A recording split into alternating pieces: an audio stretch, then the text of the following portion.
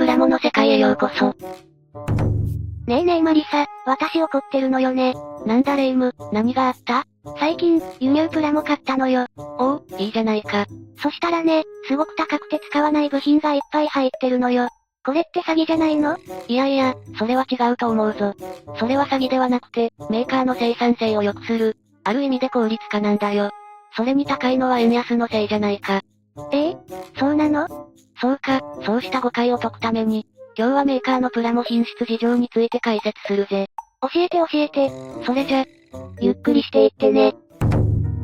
外国メーカーのスケールプラモ品質。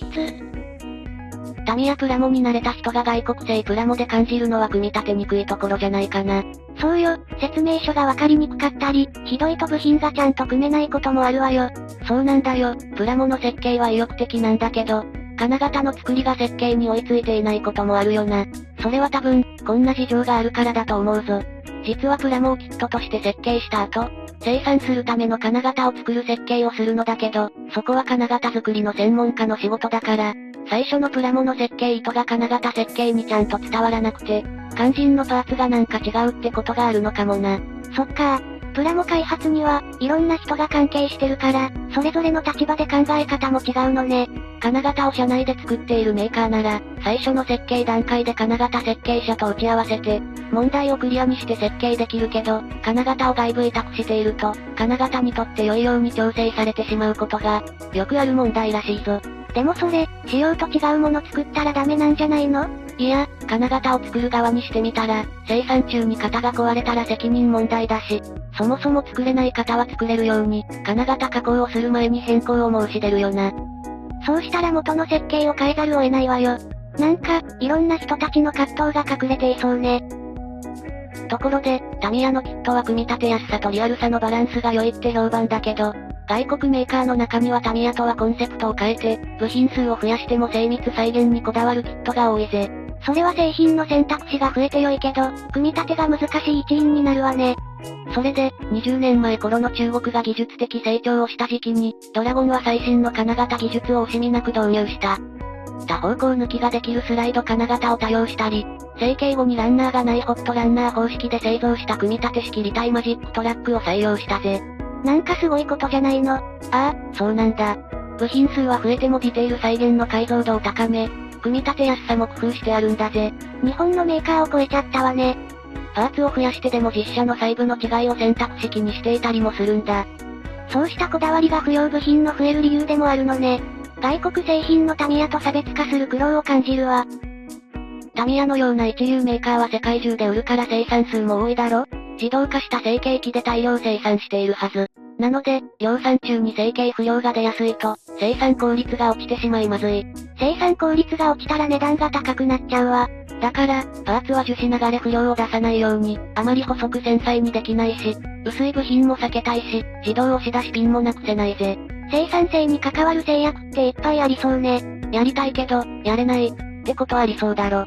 でも、そこは組み立てやすさや安い価格につながり、逆にメリットとして、享受できていると思うぜ。そっか。それでもリアルなキットになっているから、すごいことね。外国メーカーには押し出しピンがなかったり、インジェクションで、スライド型でないのにアンダーカットまで抜けている製品もある。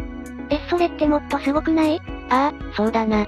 でも実は金型から部品を外す作業が機械じゃなくて、もしかして、人が手作業で外しているから、できるのかもしれないな。つまり生産数が全然少ないからできる人だよりなことだ。本当なら、手作業も悪くないわね。余るパーツが多いことだけど、それはキットの生産数が少ないメーカーだと思うぜ。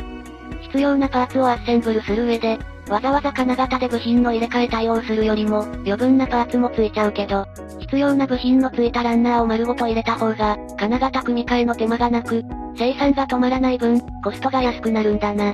ふむふむ。生産数が多いと余りパーツの原料の方が金型で対応するコストを上回るから、金型で対応することになる。ランナーに並んでいるパーツを変えるってことは、つまり金型を組み替えるってことね。それってそんなに大変なの？ああ、鉄の塊でできた金型は重量物だから、射出成形機から下ろすだけでも時間がかかる。その作業中は成形機が稼働できないから、機械の生産高が下がってしまうことにもなる。つまり、機械を止めないで作り続けて、不要部品もついているけど、できたものをどんどん箱詰めする方がお得ってことなのね。ああ、そうだな。もったいないという価値観のある人には、あまりパーツはもったいなく感じるけど、おまけがいっぱい入ってお得でしょって感じる人もいるかもな。そうかな。やっぱり使わないものはゴミになっちゃうわよ。じゃあ、レイムはあまりパーツは捨てちゃうのかな？なんで？そんなことしないわ。全部、大切に取ってあるわ。いつ欲しがる人がいるかわからないもの。欲しい人には、他では手に入らないって言って、高く売れば儲かるわ。もっとあまりパーツが出るキットを買わなくちゃ。レイム。詐欺師にはなるなよ。